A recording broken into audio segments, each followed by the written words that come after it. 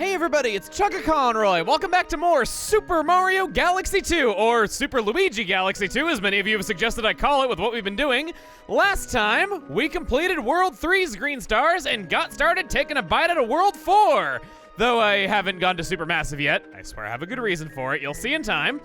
This time, Starshine Beach Galaxy. That's an important one to me, and I'd like to go back in there first. When it comes to Starshine Beach Galaxy, there's quite a lot to say about it. First of all, thank you. I was a little nervous sharing my story that I had about this place, and I was kind of glad that it meant so much to some of you. It was something that I'd kind of kept bottled up for a long time. I didn't know if I'd ever really have a natural moment to talk about it. But I think this place did just the trick. Second of all, there was something that I said I would do at a later time, and I still haven't done it, so what a better time than now. Anytime there is ever a protruding dock outward into some water, turn around, backflip. And you do a swan dive. It's a very remote move that, again, I could see several people finishing the adventure without ever knowing that it exists. There's never a practical reason to do it. It's just a fun little Easter egg, and technically a part of the moveset that just looks a lot more stylish than everything else. I like little things like that. It gives the characters a lot more personality, sort of like Yoshi waving. There's only a few places in the entire universe where it's possible to even get enough clearance to do this dive and have something protruding out of the water. I thought Cosmic Cove's platforms on top of the water would count as the water was deep enough, but no, it has to be a diving board. It has to be a diving board or something that would easily be an equivalent to that in the real world. Well, we can flip up here, grab that. Second off, since we're talking about hidden moves of characters, Yoshi has another move that we have never seen, intentional or not. What we want to do is get Yoshi nose deep, but still standing on the ground. It's about as deep as he can go without actually starting to swim. And then I want to get off of him. And then I want to be standing on solid ground myself and mount him by... No. Mount him by spinning. Yoshi. Mount him by spinning. I can't quite pull it off. It is possible to get Yoshi to walk underwater. There's a similar glitch in Super Mario Sunshine that involves surfacing underneath objects, and it just seems to be one of those things that happens no matter what 3D engine they're working with. There's just some trick to walking underwater! And Yoshi almost did it without even trying there. Wow, good job, buddy. If I could say anything else about that story that I told, I never really heard back from the person that was in that story. I doubt they ever saw that video or ever will. I'm willing to bet that they stopped caring about me a long time ago. But I did hear from other people that were in that group that I wasn't sure if they still watched my videos or not, and they basically had a don't beat yourself up kind of attitude about it, about how, yeah, they didn't really agree with that person's decision-making and thought they were pretty intolerable after a while, so they kind of backed up what I was starting to feel after a while. Flutter jump! Yeah! Just kicked it like a soccer ball! I'm a chuckster. Had to one more time, because who knows how long it'll be before the concept makes a return. If only we could be so lucky, and it would be never. Well, I want to grab my, no, I want to claim my free star bits. Oh, okay, cool. I think this is the only time that these guys ever actually appeared. At least in this one. Come on. Over here. I said get over here! Don't you know Scorpion? Yes, okay, good. You do. I'm so happy that you do. Now, I think the power-up for this that I need is the cloud. I also said the Tongati. No, the cloud suit, because it's really high up above the nipple boy. That sounds really bad, but you understand what I mean. It looks like it's got a nipple on top, and it's called a boy, so, you know, it makes sense. Down and below the water, as we go down in here, I've mentioned the Tongati, those enemies that don't have official English names. Well, their name translates to sharp point. And it's also been brought to my attention that there was a Mario encyclopedia released a couple years back, and they have every single Mario enemy ever listed, including some English names that we've never seen before, and I'm pretty sure that that's the English name that they gave them in that one. So it is a direct literal translation, but they do at long last have an official name that we can call them by. There is the Cloud Suits. Anytime you want to blow me, over there. Thank you. And then we're gonna go ahead and hop in our, not mud boat, but our lily pad boat. I was gonna say it's a sad day when a lily pad controls better than mud, but I think that's pretty realistic. My precipitation got too dense. Flip up, and there she blows. Next up is hopping into Honeyhop. I have to say, really love the concept of the green stars. I like that they teach you little tricks and make you look hard for them going places that you never thought possible. I like the core idea. It's just the mechanics of Super Mario Galaxy 2 do not fit with them at all. I really, really like them. I just don't like having to go back to Starship Mario every single time after watching the unskippable cutscene of "You got a green star, waha!" And then you watch Luigi fly back in, you have to step on the button again, go back out to the hub world, select a level again, go through the mission select again, watch an opening movie that is, by the way, unskippable if they are not accessible in the same mission either, and then tread through the same ground playing back up to where you were in the level before you got kicked out. I've been timing it.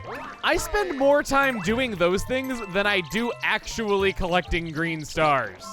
I'm not joking. These have been around like 20 minutes long for you. Every single green star outing for me has been over an hour. I would complain about it more too, but that's the frustrating thing, is that this was actually the only time that they ever got it wrong. Because very next game, Super Mario 3D World, 3 green stars hit in every level. They're just regular collectibles and you don't get kicked out of the level for it. Super Mario Odyssey, the moons are treated the exact same way, where you don't get kicked out of the level for it. It was the only time that this ever was done so wrong. And I find it such a shame that it's like the only real bad thing though, because in the main game, I love pretty much everything except for the second phase of the Bowser fight. My one problem with this half is a lot more pronounced though, because it happens every time. Green stars, I know it's around here somewhere. Wait, what? I lived! And I found a 1-up! I knew I heard twinkling. How did I miss this? Now, the real shame is that it hit me as I was coming back. The irony is palpable that my rant about the green stars interrupting you so often got interrupted by collecting a green star and had to wait. So I was saying that the real shame about all this is that I do genuinely still believe that, yes, this is a better post-game than having to play the entire thing again as Luigi. It is an improvement. It's just that it could have been such a big improvement, and yet it fell just ever so slightly short to the point where I don't know if I could really say that I enjoy replaying it as much as I thought I would. I still stand by it being really cool that it shows you lots of new things. And a lot of these tricks have never left me after all these years, which shows that it did a good job of them. But I mean on a repeat playthrough, it's just been a lot more pronounced than I remember it being. Goodness, always a pleasure to meet a newbie. I have to ask, having a green star embedded in your forehead, does that mean you've reached enlightenment or something? Come over here. She was looking kinda dumb with some green goo and some eyes in the shape of a star on her forehead. Hey, look at me, I'm a silver star, don't you love me? Okay. Chompworks is up next, the place that I just seem to enjoy and can't really pin down why that is. It is a land of mystery, great and terrible things you could never hope to understand, like these green stars being hidden in plain sight, and yet I still enjoy them anyway. It's terrifying. Speaking of things that never left me all that time ago, the green star is meant to teach that you can go over here. Yeah, so very on top, pick. Backflip and just barely long jump in time. Don't even need to spin. Another little thing that I find interesting is this unused animation of Mario punching. Now, it's possible that in the early days when they were trying to figure out how to work motion controls into Mario in kind of an interesting way, they decided that, you know, because you can swing the controller, it makes sense for Mario to have some kind of corresponding motion to it. It doesn't make any sense to have it in a game where the spin attack exists, but remember that Mario did have a punch in 3D before, and I could see this working very well as an early placeholder for how they were going to incorporate motion controls and make them feel satisfying. Just a little bit of a time capsule of how things might have been. Gonna triple jump, spin, triple, oh, you can stand on this ledge, good, shortcut. There's even a chomp made entirely out of star bits up here to collect. I left it in its natural habitat because it will be happier that way. Remember the only mission that ever used the spring mushroom? That's got a green star in it. And you know what I'm gonna do? I want to further my challenge. I need to defend my title to prove that this also can be done with no help of the spring mushroom.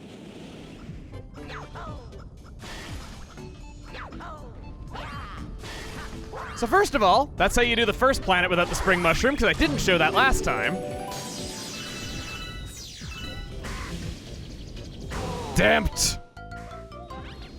Mini 1-1, Mini 1-1. Oh no, I don't speak Japanese. Oh no, okay, get out of here. Give me that, give me that, give me that, give me that. There it is, there she blows. I'm using a lot of pirate terminology lately, and it's fun. I love saying yar instead of yes all the time. Just really fun. So, yeah, this turns on the 2D controls, so now I can't move in 3 dimensions. Your control stick convenience is appreciated, though not all the time. Oh, God. Oh, no. I see what I gotta do, and it's... It doesn't smell like lemon-scented candles. Okay, up we go. And then spin, backflip, spin, and then... Almost! Okay, I can hold to the left and land on this thing every time that I fail, but... Okay, I'm gonna try coming in from above, but I'm starting to be a believer that this is the only time the spring mushroom is required. I'm not gonna lie, for me, that was actually, I think, the funniest thing that had happened so far, was just that moment of realization that they actually included the spring mushroom for no reason. So if I can keep... I kind of want to believe that they wouldn't do something like that, but I also know that they totally did. Poor spring mushroom! You never need it! It was included for no reason at all! Oh, it's the end already. I know we haven't tackled Supermassive, but I'm saving it for another reason. You'll see why. Oh, this place. This one gave me a lot of trouble the first time around. I think out of all the Bowser levels, this one killed me the most. And then I was like, hey, I never even got hurt at the end of it when I was talking to Lubba. And a bunch of you were like, are you sure about that, Emil? And yeah, okay.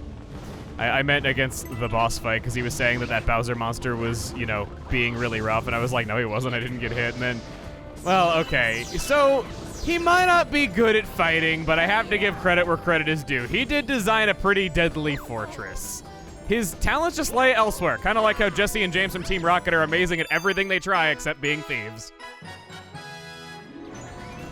You know, if I ever rewatch all of Pokemon, I want to write down every single job that Jesse, James, and Meowth do a really good job at that is not being Pokemon thieves, because they can build giant robots and...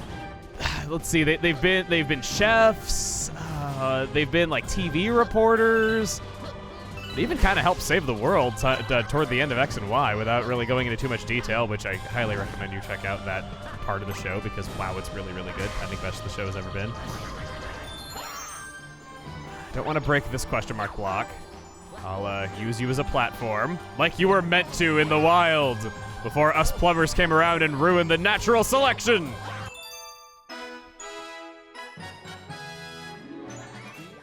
World 4 over already. Into World 5 and the Space Storm. You want to see me do the shortest mission in Galaxy 2?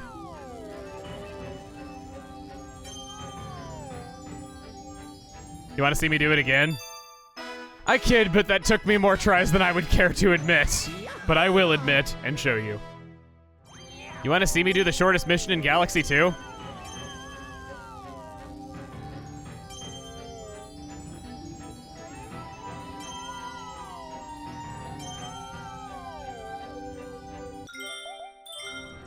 You want to see me do the shortest mission in Galaxy 2?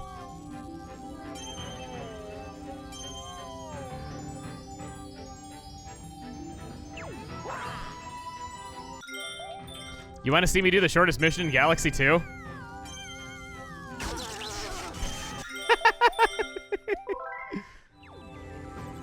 Blast off! Looked like I was making grabby hands at that thing. We never actually got to see what was over into the death over this way. Yeah, we never actually got to see what was over here before because I did some crazy flippity flip trickety skips. That's what I'm calling them. You can't stop me. Oh, okay, well, we'll hit this switch. Move that forward. And again, you don't really need to slow down time if you're just observant and kind of plan your route ahead of time. It's not really that bad. No secret over here, okay. I'll hop onto you, Mr. Sprungity Sprung. I don't actually know what your name is now that I think about it. You look like you fit in with the top man, but I don't know if you actually do, if that's actually what your species is. We have to go out onto one of these rocket fins. Not that one. Oh, it was on screen visible when I was halfway down it. Or was it? I'm not really sure how the camera angle would have differed. I have to know now. Like, kinda. I could see somebody missing that. It was right in the very corner. It's very different when you're actually playing to when you're watching someone play, because I always get people that are like, oh my god, how did you not notice this little thing in the corner? Like, I saw it so clearly, but your eyes kind of tunnel vision in on the things that you need to be looking at when you're actually playing, and it's kind of one of those weird phenomenons that I didn't really notice until gaming videos on YouTube started being a thing, and before I started making videos, I'd always comment saying, I'm so much better than these people, how could they ever not notice these things? And now it's kind of come full circle.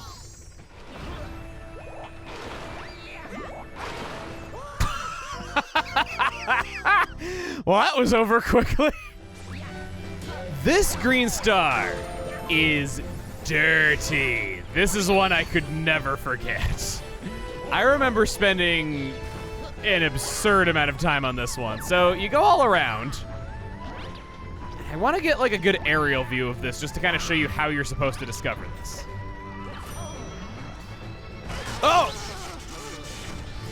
I actually got force damage there. That spawned inside of me. I couldn't react to it. You're gonna let me go, aren't you? No. Okay, this is just gonna stay this way. So, looking down, yeah. That cannon down there blasts you into it. It's at an earlier point in the galaxy compared to the second green star, so I never for a second considered that these cannons would take you to it. I suppose maybe you could access that point with some clever jumping quicker than this one, but playing it normally, this would be earlier in it. You just have faith in the bubbles, and the bubbles shall deliver you unto the star. Wow.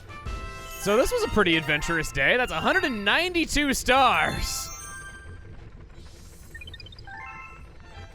I don't have much else to say. Those were some pretty fun ones right as soon as I was complaining too. Always seems to be the case. That's what I gotta do. I just gotta complain about games and then I'll love them more. Because then they get better as soon as I complain, because I always do it 1 second before my complaints would be not as bad. You know, that is actually a pretty common trend with me. Not just complaining, but also the fact that I tend to initially dislike a lot of my favorite games. Anyway, that's all for now. Next time on Super Mario Galaxy 2, we take out the double X that is World 5. See you guys then.